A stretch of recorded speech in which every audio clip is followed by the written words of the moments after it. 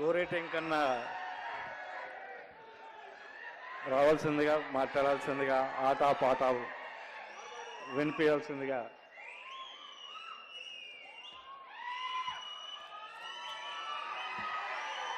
Hello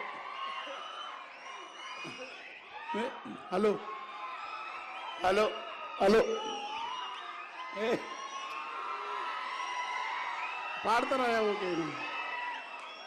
నాకు నాకు గుండెలు గుబగుబ అంటున్నాయి. ఎందుకంటే నేను మిత్రుడు జీలకర్రకి ఆ సిట్టి పంపితే సిట్టి జీలకర్రకి ఇవ్వలేదు వాళ్ళు, మంచి సాహితీ. తర్వాత పృథ్వీ కంపిన ముఖ్యమంత్రి గారు రాకముందే పోదాం అనుకున్నా.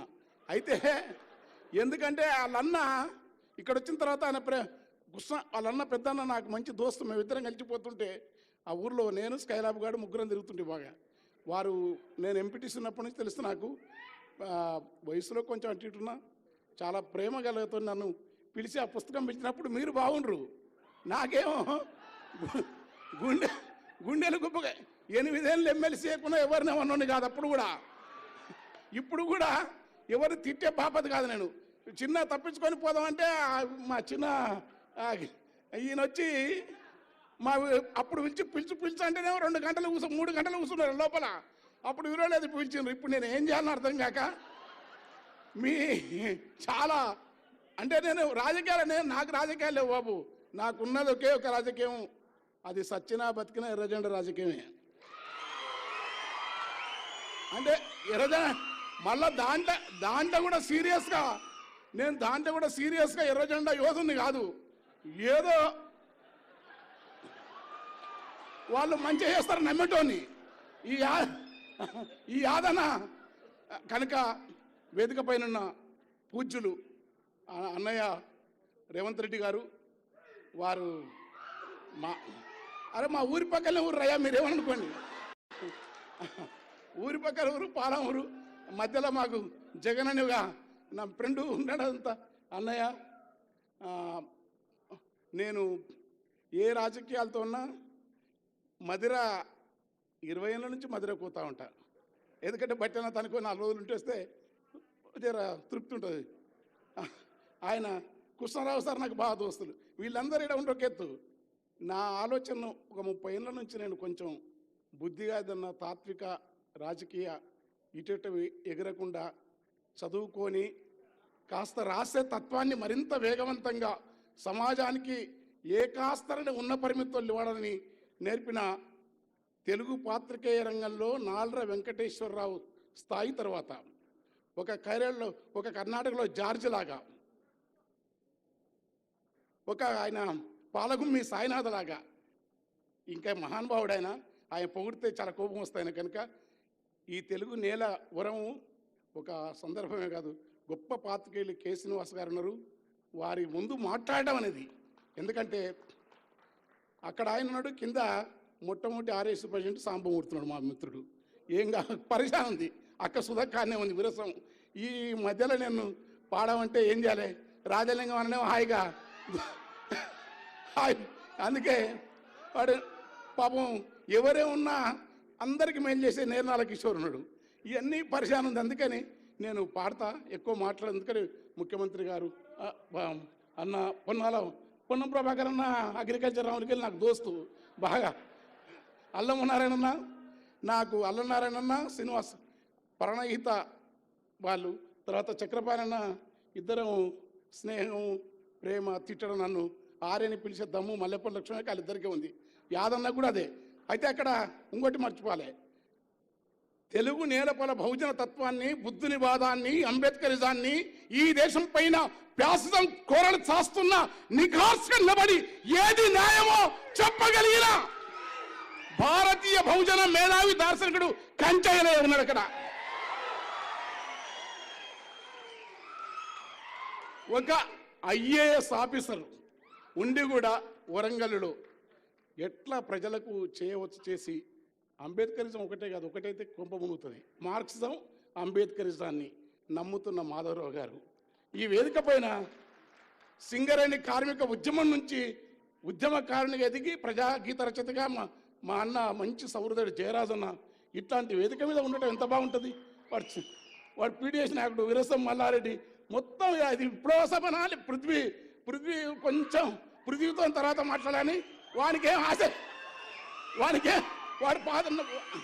నా పాత దోస్తు వాళ్ళ ఆయన ఊరికి దొరకపోయి దావతులు పెట్టి వాళ్ళ ఊళ్ళో వాడు విప్లవోద్యమం చెప్తున్నాడు. ఇదంతా బాగుంది, నేనేం మాట్లాడను, అయిపోయింది. ఒకటి పాడలా పాడతా జరాగు అదే జరాగు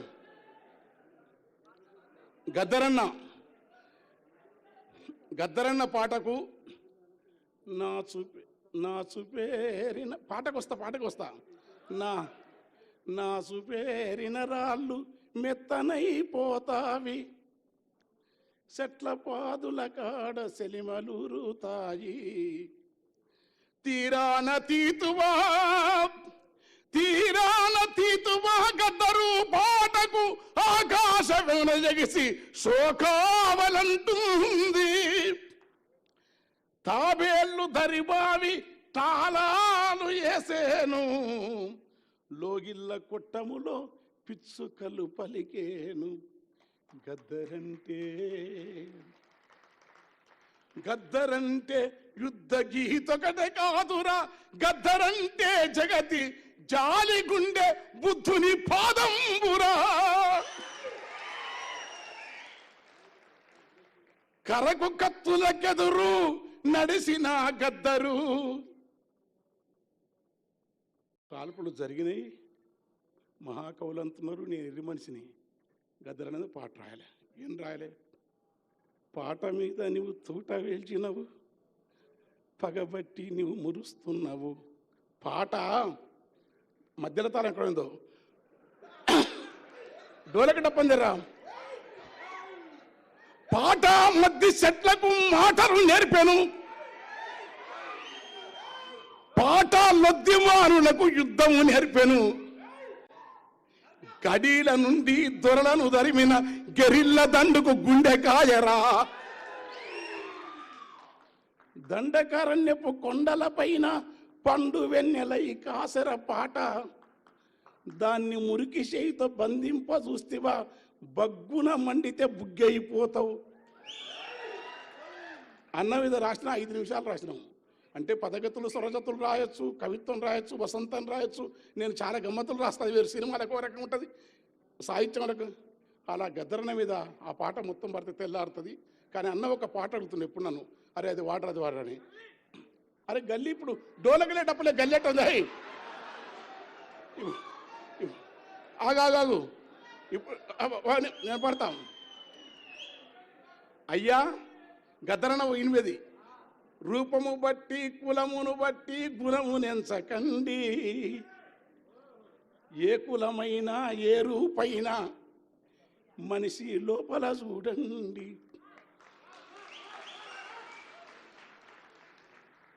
ఏలెడంత ముక్కుంటది గద్ద ఇంతే, ఎంత ఎత్తుకు ఎదిగితే వింత, ఏలెడంత ముక్కుంటది గాని ఎన్ని కోడి పిల్లలను మింగురా,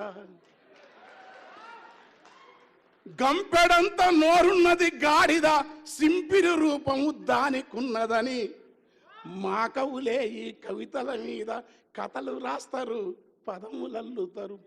అయ్యా గంపెడంత నోరున్నది గాని గరిక పూసలే నవ్వులుచున్నది, ఏమందవు మరి కులమును బట్టి ఈ మనువాదానికి,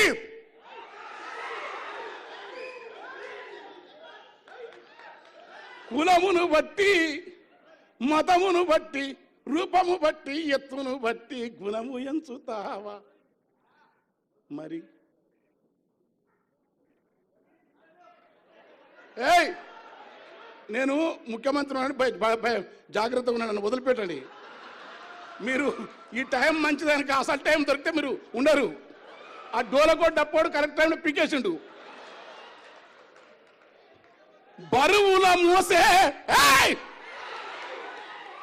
బరువుల మోసే గాడిద ఎందుకో నరుని కంటికి చులకన ఉన్నది, జీవుల మింగిన క్రూర జంతువులు దేవుని పక్కన వాహనం వంటివి. ఇక్కడ తలకిందుల ఈ తత్వమునంతా మార్చమన్నది గద్దరు. మల్లెవోలె తెలుపున్న నాగులో, అబ్బా, మల్లెవోలె తెలుపున్న నాగులో, అబ్బా ప్లీజ్ ప్లీజ్ డిస్టర్బ్ ప్లీజ్. ఆయన్ని దండం పెడతారా? రే వీడు ఎప్పుడు మీటింగ్, ఏయ్ నీది ఏడ చూసినదే కథ, నేను రా కూర్చోరా. వాడు మా ఊరోడేవాడు. మల్లెవోలె తెలుపున్న నాగులో నల్లని విషమే దాగి ఉన్నది.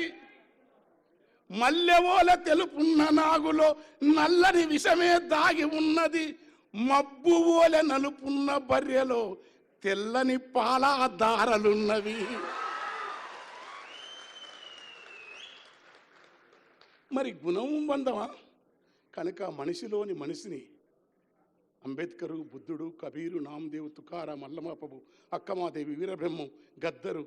గద్దరంటే ఒక రవిదాస్, గద్దరంటే ఒక అక్కమాదేవి వారసత్వం, గద్దరంటే ఒక కబీరు వారసత్వం, గద్దరంటే నమ్మినా నమ్మకపోయినా త్యాగాల పయనించే పడవ కమ్యూనిజం.